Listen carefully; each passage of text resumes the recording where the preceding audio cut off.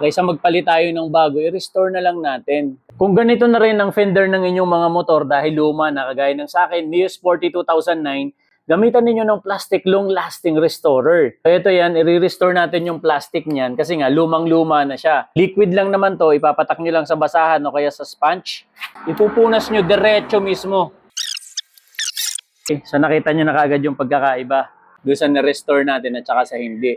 So pupunasan pa ulit natin yung dito lang para makita lang natin yung changes. Nang bahalang mag-compare, ibalikan nyo yung simula ng video at tignan ninyo yung pagkakaiba nitong na-restore na natin at saka nung hindi pa. Di ba?